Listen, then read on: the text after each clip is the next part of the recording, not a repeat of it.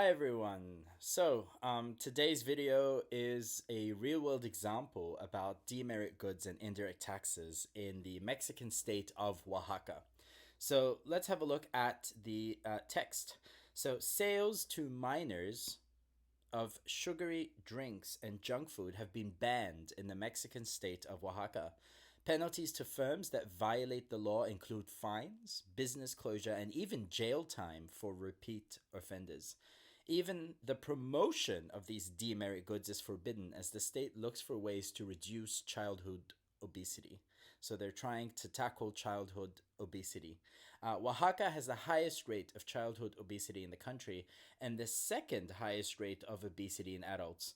Obesity now affects 70% of Mexico's population, a rate that stood at 20% just 15 years ago.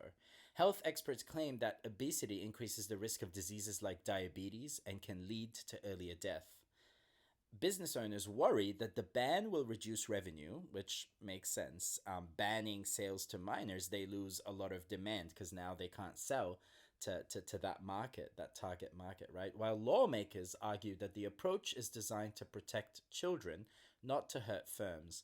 In 2014, Mexico implemented a countrywide indirect tax on sugary drinks. This could be a really good real world example, the 2014 one, because it has a date, right? Mexico had a countrywide indirect tax on sugary drinks, but stopped short of banning such goods. It decided not to ban them, but just set an indirect tax.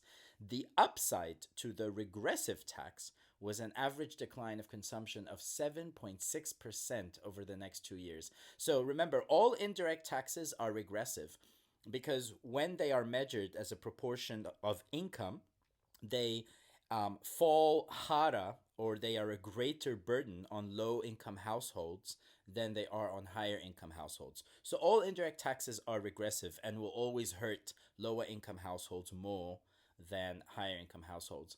But the upside was that there was an average decline in consumption of 7.6% over 2 years and an estimated government revenue of over 1 billion US dollars annually.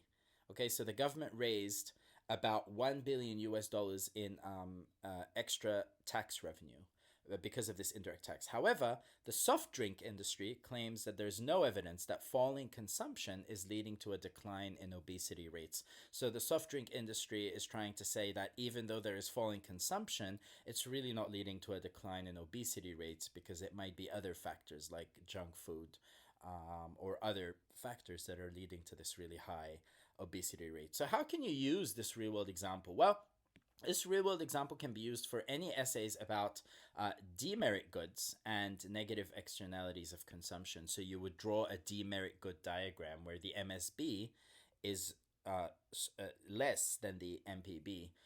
So this is a great real world example about demerit goods and indirect taxes. Indirect taxes as a form of government intervention to correct market failure due to demerit goods.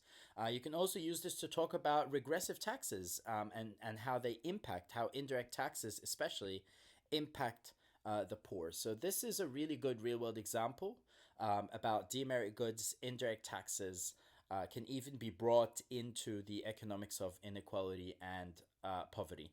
So let me know what you think.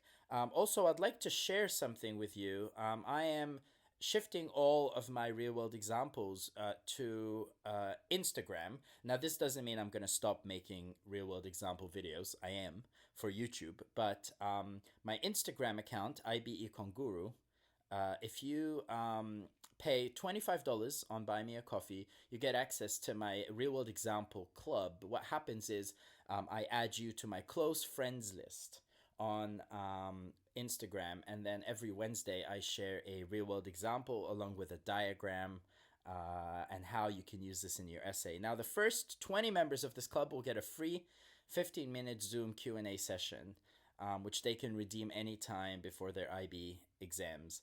The link to this joining this IB Econ Guru Instagram Real World Example Club is in the video description below. Have a great rest of your week. Good luck. If you have any mocks coming up, if you're enjoying your summer break, I am. Make sure you get some rest and catch up on some rest, but also make sure you review what you studied in the first year of the course. Have a great one. Bye.